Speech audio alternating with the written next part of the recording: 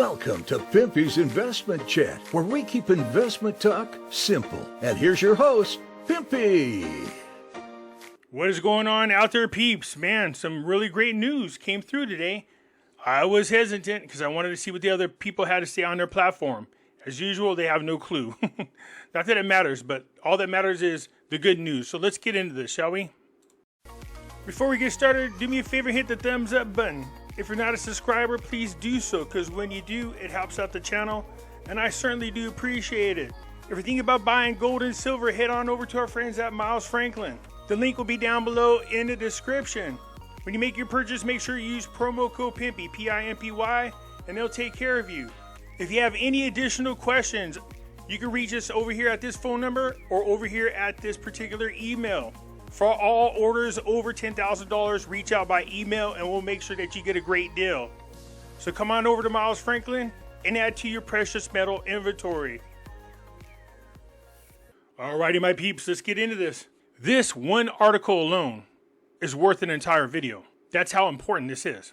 Before we get into it though, there's some things you gotta know. The currency auction in Iraq was implemented by the Central Bank of Iraq as a tool of monetary policy to achieve stability in the Iraqi economy. These auctions have been held daily since 2004 and involved the sale of hard currency, mainly the US dollar, to banks, companies, and traders in exchange for evidence of import and transaction receipts.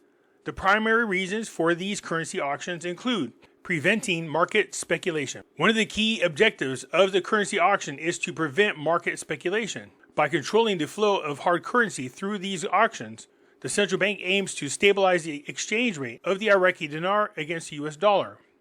That's what I was saying before in the past, is that the auctions are used to control and stabilize the exchange rate.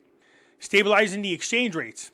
The currency auctions are also intended to stabilize the exchange rate of the Iraqi dinar. By selling dollars at a fixed rate, usually set by the central bank, it helps maintain a certain level of stability in the foreign exchange markets, because you're forcing people to accept the exchange rate by making it fixed. Regulating imports and transactions. Through requiring evidence of import and transaction receipts in exchange for hard currency at these auctions, the central bank can regulate and monitor international trade activities. This mechanism helps ensure that foreign currency is used for legitimate purposes, such as importing goods and services. The United States has decided to terminate the electronic platform used by the Central Bank of Iraq to sell the dollar at the official price. This decision has significant implications on both Iraq's financial system and its economy. Understand, when they say electronic platform, they're not talking about the electronic platform that they implemented with the bank. That's for e-commerce. This is something totally different. The termination of the electronic platform for dollar sales by the United States is likely due to the concerns over potential misuse or abuse of the system, which we've seen that before. I told you that Iran was using Iraq's currency auctions to funnel the dinar into Iraq for the US dollar. Remember, a couple years ago, Iran chose to take payment for all the money that was due to them from Iraq in Iraqi dinars. And they thought they'd be slick and get money through the currency auctions. But that backfired on them. And this is another reason why Iraq has a liquidity issue.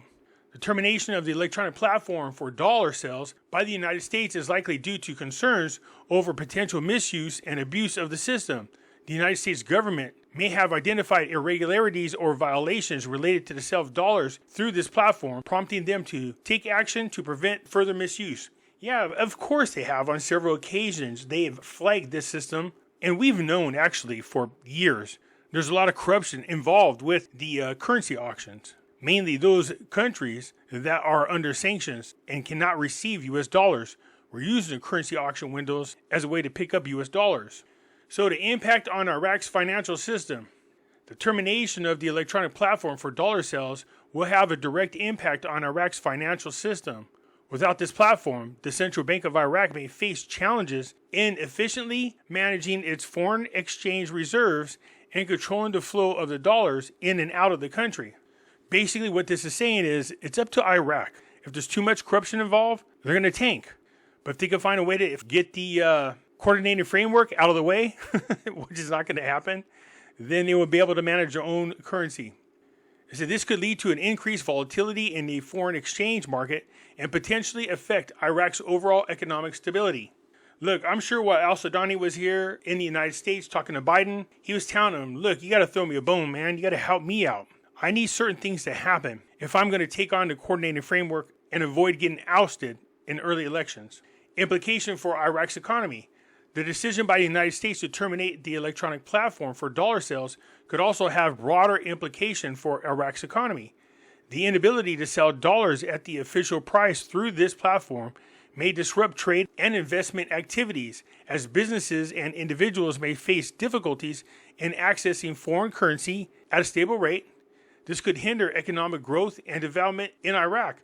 By stopping the currency auction, that means Iraq has got to be able to overcome some pretty big obstacles that they haven't been able to overcome in the past, mainly the corruption. After 21 years of dollar auction, Iraq is approaching the window closed amid reassurance and warnings. And we all know what the reassurances and the warnings are. If you screw up and you allow countries who are under sanctions like Iran, Syria, or anybody else to receive US dollars, we're going to shut you down.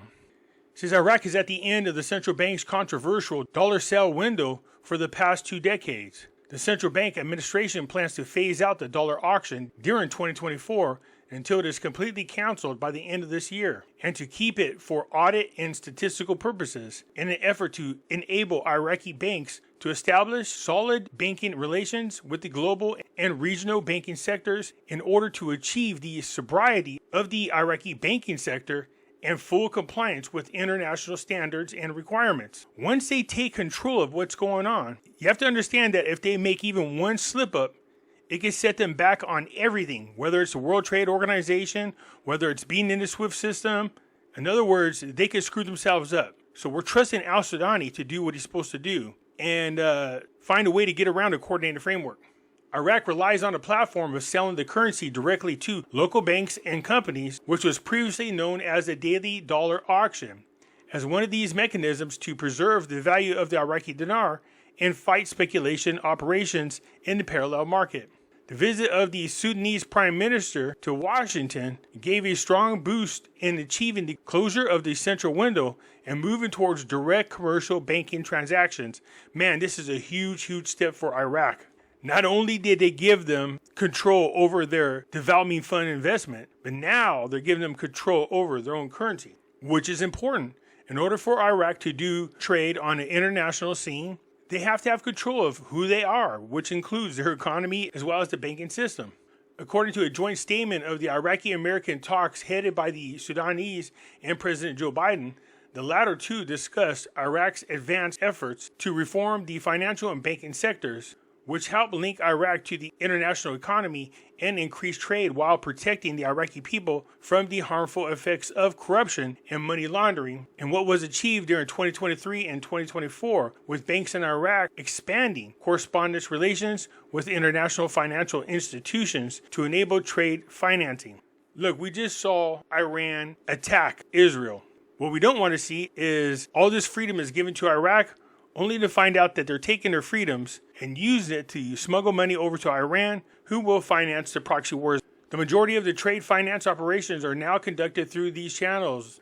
Iraq and the United States pledge to commit to strengthen their cooperation to greater transparency and cooperation against money laundering, terrorist financing, fraud, corruption, and sanction activities, which could determine the integrity of both countries' financial systems.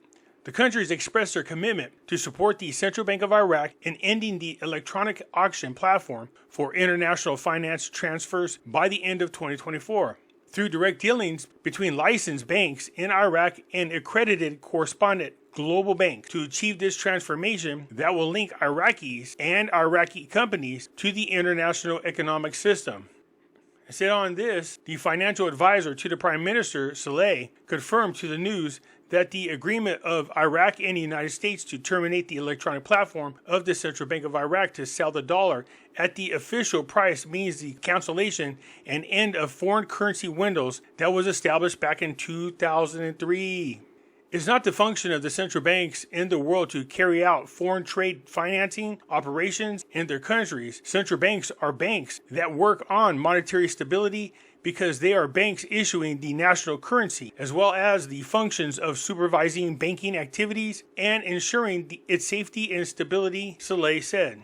He added, but Iraq's wrenching conditions and because of the foreign cash inflow entering the country through which reserves of foreign exchange derived from oil export revenues are generated, it imposed such a necessary in financing foreign trade for private sector through the establishment of foreign currency windows, the auctions, which played a double role in the work of the Central Bank of Iraq's monetary policy, which in controlling the local liquidity levels, cash sterilization, and called the open market process, which requires exchanging the dinar to dollars for the purpose of external transfers associated with financing civil trade, in addition to achieving the goal of controlling the stability of the price of the disbursement of the Iraqi dinars at the same time.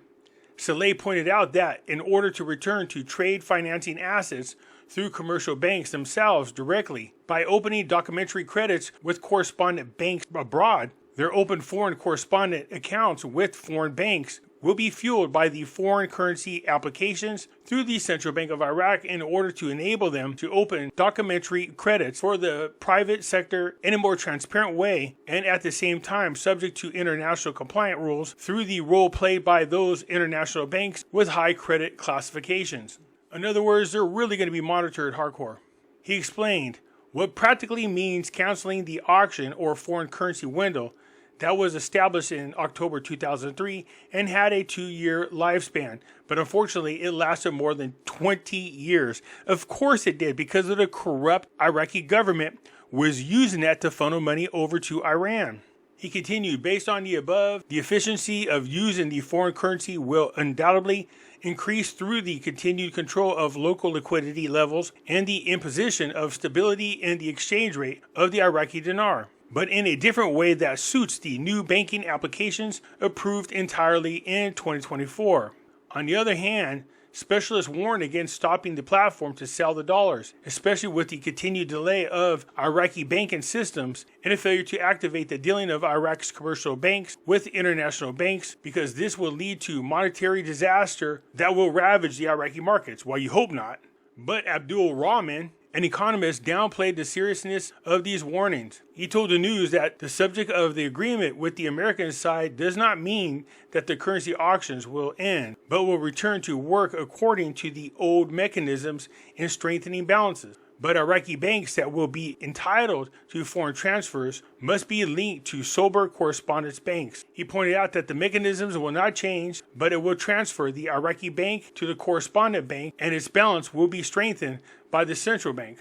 Al-Mashadi ruled out the impact of the exchange rate in the markets because it is not directly related to these matters, but the decline in rise is due to trade with the punishing countries, which there are no solutions because they are financed from the parallel market, and without its solution, it cannot be stable for exchange rates. Another economist sees the need to tighten censorship to prevent the dollars leaking. So the concern that's being expressed is the parallel market. If Iraq is turned over full control, you're going to see a lot of US dollars on the black market as in a way to funnel money to those countries who are under sanctions. This economist is saying you don't have to worry about that. When addressing the dollar crisis in a scientific, economic, and financial manner, there is a flow of the currency through supply and demand, so that the citizens will get the dollar quantities as much as he or she wants, as the scarcity is now in the dinar and not in the dollar, from which it is received on a daily basis, no less than $300 to $400 million. He pointed out that this process goes to the financial stability of the country, as the import is through correspondence bank that transfer the finance amounts, and this process needs to be followed up time and know the fate of the funds. So as they transfer them US dollars and these correspondence lists come up, make no doubt about it, they're going to make sure and follow up with what's going on, where the money's going. They can't afford to screw things up and end up back again, kicked off the Swiss system and under sanctions. Antoine explained that the process of floating the currency must be in conditions, and that the Iraq is different from the rest of the countries because its financial imports in dollars are very large, and there must be control over the process and stop the leakage of the dollar and not leave it floating under the freedom of speculation. there will be difficulty in achieving balance. This needs a productive base away from importing, creating jobs, and ending unemployment. This process needs more time and strong controls to stop the currency auction, which destroyed the country significantly. Well, I agree with Antone, but that's the reason why this thing is being phased out and not stopped all of a sudden. The goal is to have the currency auctions ended by the end of this year. So look, you guys, there's a lot of changes happening in Iraq. A lot of them positive. But the assumption is that they're going to behave themselves and corruption is not going to get involved. I'm talking about Maliki and the coordinated framework. So cross your fingers that al-Sudani continues to head down the positive path and is able to take on the coordinated framework to prevent them from taking control of all the big changes that are happening. Anyways, that's it for now. I look forward to your comments. I'll get back at you later. I'm out.